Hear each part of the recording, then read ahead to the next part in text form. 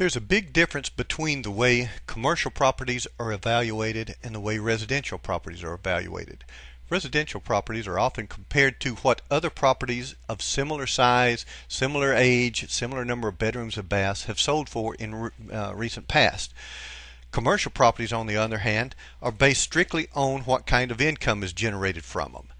In commercial properties, it's all about the numbers. And what we're going to be talking about in today's video is how to take two of the primary numbers that you're looking for in a commercial project, what they mean to the evaluation process, and how to make those determinations. Today we're going to be showing you how to calculate the NOI, or net operating income, and the cap rate, or capitalization rate, about the property. First, let's talk about the net operating income. Net operating income is what is left over from the operations of the property prior to any debt service. And here's how that number is calculated. First off, you take the gross potential rent that is generated from the property. That is, if every unit is occupied at market rents or pro forma rents, if every square foot is leased in the property, that is the gross potential rent that could be generated. To that figure, you add any additional income, whether it be from laundry, from vending, from daycare, from leasing out the cabana for parties. Regardless of what the income source is, you take and add that additional income to the potential gross potential rent, and that gives you a gross potential income for the property.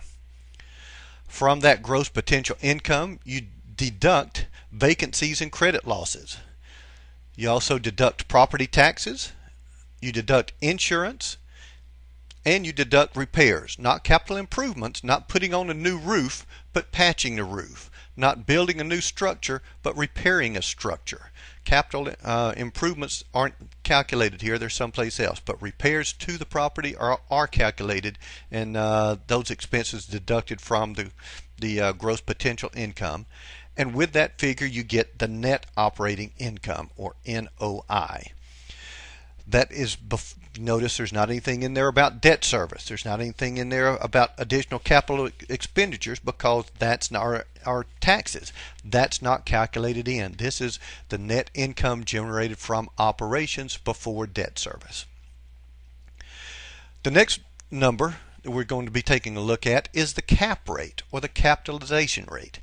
The proper definition of cap rate is that it represents the property's projected return for 1 year as if the property were bought with all cash. So in essence, if you anticipate, if you want to visualize it as going out and buying a property worth, or paying $1 million for a property, and at the end of the year it generates X number of dollars in net operating income, how do you determine what your return on your $1 million investment is? That's what the cap rate is all about. If you take the net operating income that is generated, that we just discussed, and you divide that by the price that you paid for the property, or the asking price that the property is listed for, that will give you the cap rate, or capitalization rate. For example, here you have your property that is generating $100,000 worth of net operating income, and you paid $1 million for that. That gives you a 10 cap. $100,000 divided by 1 million is 10%, or 10 cap. Now, if you take that same $100,000 and you had paid $1,250,000 for it, your return on your investment, your rate of return, is an 8 cap. Now, let's just assume that you're going in and you're buying a business. Would you rather your business generate an 8% return, or would you rather it generate a 10% return? Well, that's obvious, a no-brainer. You'd rather it generate a higher return, and that's what we're looking for when you're taking a look at these commercial properties. We want to find the properties that have the higher cap rates attached to them, or that's calculated in with them.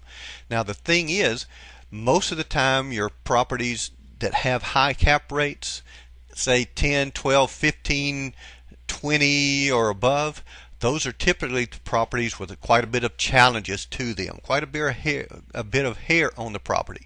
The properties that have the lower cap rates, say a 6, 7, 8% cap, those are typically properties that are on cruise control, that allow you to come in and just take over a already stabilized property without making a whole lot of changes, without adding a whole lot of value to that, and it's just being satisfied for a nice, safe 7, 8, 9% return.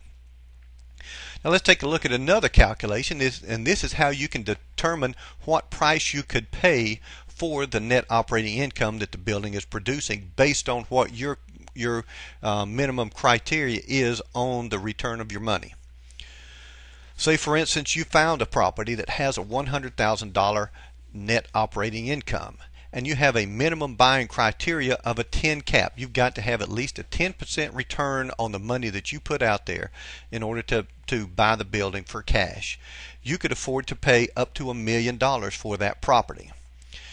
Now, if that same and you was much easier to manage, and you were willing to accept an 8% return because it really wasn't all that difficult, you could afford to spend up to $1,250,000 for the same property. So as you can see here, the cap rate and the NOI and the price are all three variables that you must consider every time you're looking at your property.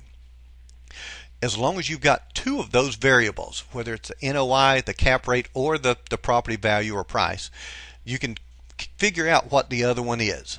Hopefully that explains it.